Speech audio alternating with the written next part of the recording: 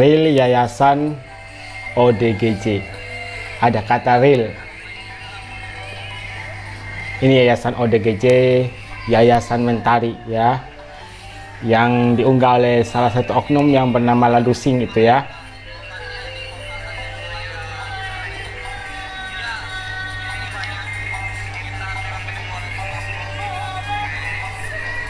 Dan ada komentar, nah ini baru kelihatan wujud yayasannya.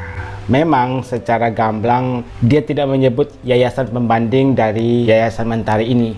Tapi Tenov itu tahu maksud dan tujuan dia posting hal ini untuk apa.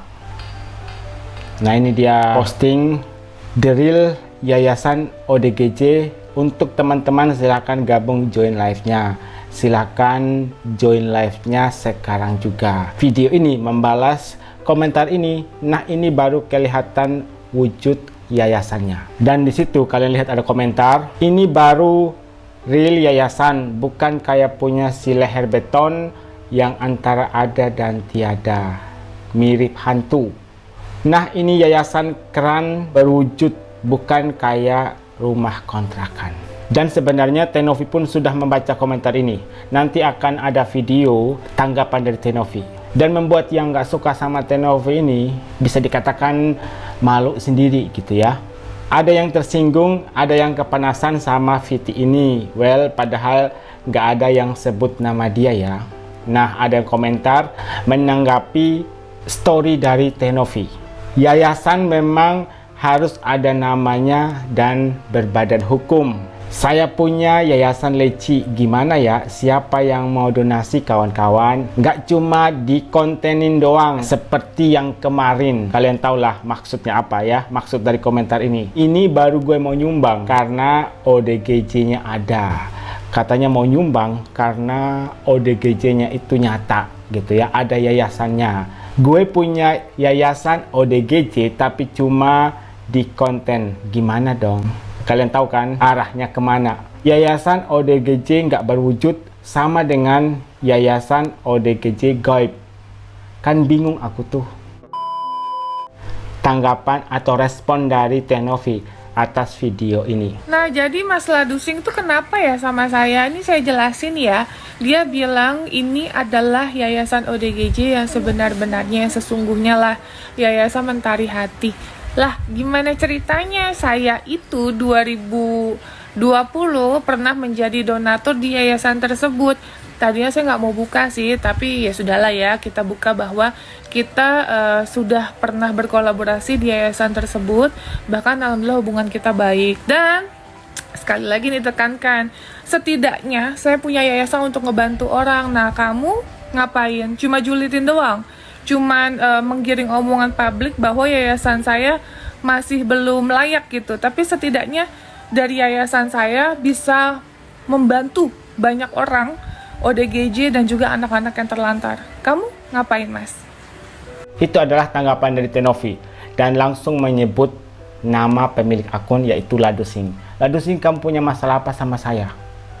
Memang postingannya tidak menyebut secara langsung, tapi postingannya itu kata Tenovi bisa menggiring opini publik. Dan kalian lihat banyak sekali komentar negatif kan kepada Tenovi.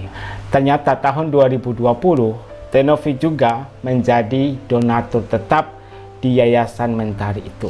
Bahkan sampai dengan sekarang hubungan antara yayasan dari Tenovi dan Yayasan Mentari itu sangat baik. Sampai dengan saat ini mereka membandingkan yayasannya Tenovi dan Yayasan Mentari. Tanpa mereka sadari, ternyata Tenovi menjadi donatur di Yayasan Mentari. Makanya di akhir video Tenovi sempat mengatakan, paling tidak saya ada usaha untuk membantu para ODGJ. Saya ada usaha untuk membantu orang-orang yang terlantar. Kalau kamu, apa yang sudah kamu lakukan? Kerja nyata, bukan hanya sekedar postingan. Mungkin itu yang dimaksud oleh Tenovi. Paling tidak, Tenovi itu sudah melakukan sesuatu untuk orang lain.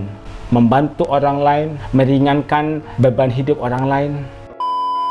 Kejadiannya sesungguhnya, lu diekspos karena apa? Untuk membuat donatur tahu siapa dalangnya, siapa biang keladinya. Sampai donaturnya raka agus jelek uangnya seperti itu. Lupa, nggak ada dipakai, lupa lu tuh. Lu udah pakai uangnya, Gus. Jelas-jelas lu udah pakai uangnya, gimana sih? Kan lu pakai ratusan juta buat bayar Ina Inu. Lu transferin ke orang-orang, lu gimana? Sudah ada di yayasan semua. Udah ada di yayasan semua. Ada uang donatur yang lu pakai. Gak semuanya ada di Novi, udah lu habisin. Mana tuh duit? Uang rumah, uang belanja, bayar cicilan kredit, mana? Itu uang donatur loh. Agus gak punya moral. Agus kata gak ketidaktahuan Agus itu. Kalau Agus tahu kan gak mungkin Agus melakukan hal seperti itu. Alah, kalau lu emang benar-benar gak tahu, pastinya waktu dihubungi sama Tenovi kamu jujur dong ngasih tahu. Polos. Aku seneng deh dapat donasi, jadi aku bisa bantu Wawa. Kalau lu bener-bener nggak tahu uang itu nggak boleh dipakai untuk yang lainnya selain pengobatan mata lu pasti udah ngomong begitu duluan, malah telepon kali ke Tenovi. Kalau lu emang bener-bener nggak tahu, lu bakalan telepon Tenovi, alhamdulillah loh, udah masuk nih uang 1,5 M, aku udah pakai loh buat bayar rumahnya Wawa, aku udah transfer ke Wawa sekian ratus juta. Udah transfer ke sini ke ibu aku 50 juta, aku itu. Tapi lu diem-diem aja, diem-diem baik. Diminta mutasi rekening, ada aja alasannya. Berarti apa? Lu tahu sebenarnya uang itu nggak boleh dipakai selain untuk pengobatan mata lu. Kalau ada pengarahan dari awal, mungkin kan harus melakukan hal seperti itu. Alah, pengarahan awal apa sih? Semua juga pakai otak. Kita tahu uang donatur kegunaannya buat mata, berarti untuk mata dulu. Ya, lu jangan ngomong-ngomong pintar-pintar ngomong sama gue. Gak usah gue punya title sarjana hukum, gue ibu rumah tangga biasa, ngerti kok mana yang benar mana yang enggak. Emang yang Agus kerjakan salah? Ya salah dong. Akhirnya yang kita tunggu-tunggu ya, Emma Barokah stitch juga video ini pada saat kemarin Agus kembali muncul ke publik. Donatur nyerang ke Agus. Mereka nyerang ke Agus itu ada alasannya. Setelah Tenovi post beberapa kecurangan istilahnya ya yang dilakukan oleh Agus, makanya donatur nggak terima dong, kan uangnya dipergunakan mengobati mata dari Agus, bukan untuk bayar cicilan rumah keluarga, kemudian transfer ke sini ke sana, bayar cicilan ini itu, bukan itu yang diinginkan oleh donatur. Makanya donatur pun marah, mereka kecewa, bahkan sekarang Agus mau dituntut sama pengacara donatur. Kemudian nggak ada uang yang Agus pakai. Nggak ada uang yang Agus pakai.